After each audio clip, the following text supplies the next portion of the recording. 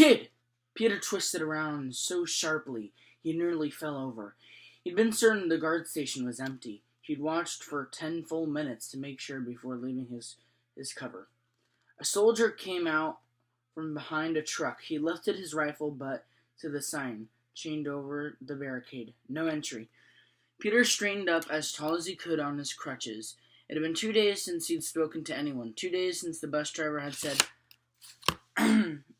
"I don't know what you're really up to, son, but I doubt it's a good idea. You want, I can get you on a bus back tonight. No shame in that." And Peter had replied, "No thanks," because there would have been shame in turning back. And then the bus driver had said, "All right then, good luck," and let him out. Not a soul had spoken to him that night. The town was on the perimeter of the evacuated area, and the few people he passed cast their eyes down and picked up speed, as if they couldn't afford to make contact with anyone who might need help.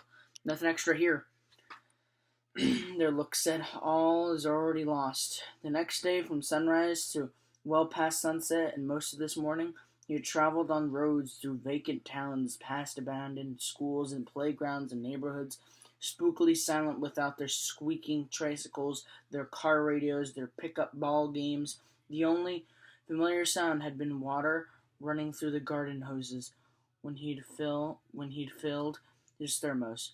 He hadn't seen any other humans, but he'd seen the animals they'd left behind.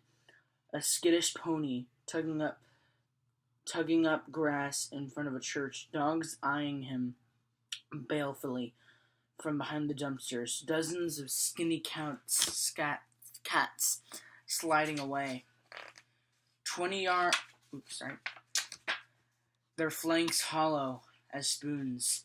"Hey, kid!" The soldier moved closer. He eyed Peter's handmade crutches, the rough cast, the dirty clothes. "We evacuated this area almost 2 weeks ago. Where have you been? You don't know? You don't know that?" "I know that, but I left someone down here. I'm gonna get him. Take it easy. We checked the records. Everyone's out. He's not a person." Peter jutted his chin, defying the soldier to argue that this mattered. Instead, the soldier's face changed, became somehow younger. Peter saw that he wasn't that long out of high school. He slid his rifle back into his sling. "I have a dog, Henry." He didn't say anything else for a minute, just looked down the road, as if he were hoping this dog of his would suddenly appear. Then he turned back and sighed. "I don't think anyone's walking him. My sister said she'd do it, but she works." Want to see his picture? Even before Peter nodded, the soldier had drawn out his wallet. He held out a picture, beagle, an ordinary beagle. Peter's throat hurt. The corners of the photo were worn soft and colorless. That picture had been taken out a lot. "That's Henry. I got him for my 8th birthday. His hips are bad now. But he still likes his walk, Still likes to sniff out squirrels and stuff. I told my sister that, but Henry won't understand where I've gone. Is the thing. He'll wait at the door all day for me. What's yours like? I'll keep an eye out for him." "Pax isn't a..." Peter stopped. It didn't matter that Pax wasn't a human. Why should it matter that he wasn't a dog? "He's red. Black legs. How big?" "Coyotes out there. They have pups this time of year. They'll take down a small dog when they have a litter to protect. He's pretty small." Peter shifted his weight off his blistered palms. "Please. I've come a long way to do this." The soldier gazed at his photo another minute before slipping it into his wallet. When he looked back at Peter, he seemed older again. "We're holding them. But they're coming. You go in. You gotta be back out by tomorrow." He pointed at Peter's crutches. "You can do that?" "I can. So, you gonna let me through?" The soldier looked around and leaned in. "This road is patrolled hourly, but we only guard the main trail entrances. No one is stationed in the woods yet. You travel 20 yards in, no one would stop you. But listen, if you get caught, I didn't just say that. Now get out of here." "Thanks." Peter turned and started for the woods. Before the soldier could change his mind, "Kid, I hope you find him." It was quiet in the woods, but here the quiet was right, and it was broken by the sound of wild things, which seemed a promise. Here Peter could imagine seeing Pax's red brush flicking between the trees. Here, when he called, it was easy to imagine answering bark.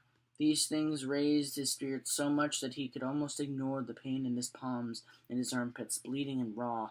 For an hour he pegged over ground that was so springy with decades of fallen pine needles. It seemed to lift him.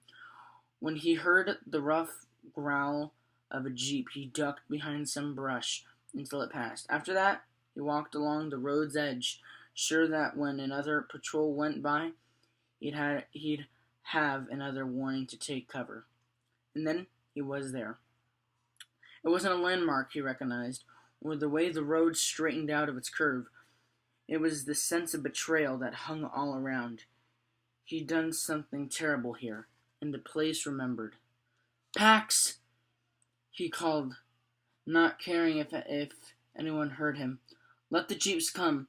Let a whole army come." He wasn't leaving without his fox. "Pax!" Against his shouts, the silence grew only deeper, ominous now, not promising. He started along the road again, calling and keeping his eyes to the gravel shoulder. He was sure Pax had the toy soldier in his mouth. When the car had peeled away, whenever Pax had given up on Peter, he would have dropped it. Peter wanted to hold it in his hand again. Solid proof that his fox had been here. He walked a quarter mile, a half mile, eyes down, and then he stopped short. He wasn't going to find that toy soldier because Pax wouldn't have given up. Not ever. Pax would never have thought he'd be abandoned. They were inseparable. Pax had known it all along. Peter was the one who had to learn it. If Pax wasn't here, he must have gone home to find Peter, or tried. Maybe the river would have blocked him, but maybe not. Dogs made it home against crazy odds all this time. Pax was 10 times smarter than any dog, so why wouldn't he be able to find his way? Maybe he was there right now. Home was about 10 miles southeast of the old mill, and the mill was probably 4 or 5 miles south of where he was right now. So he headed south, calling for Pax all the way.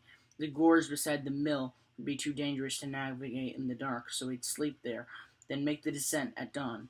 He would cross the river where it widened out at the mill, and then after another 10 miles off the trails that he knew, he'd be home. "Hold on," he said out loud. "I'm coming." So, ladies and gentlemen, we in these last few chapters, I just want to say that was chapter 26. Just want to say in these last few chapters, it's going to be the conclusion of this fabulous frickin' book. So just stay in tune. I should have uploaded this yesterday. I am recording this on Wednesday. I should have recorded it yesterday. I'm very sorry about that. I'm still having a bit trouble, like a lot of trouble with some stuff. But we're gonna get it on moving, and at least I'm doing everything. It may not be the day that it's supposed to be out, but it's out. So, anyways, I hope you guys enjoyed this episode of, well, not this episode, this chapter of Pax. If you guys join us, remember to leave a like and subscribe. But until then, my name is Sean Alexander Ozone, and I will see you guys in the next video. Bye-bye!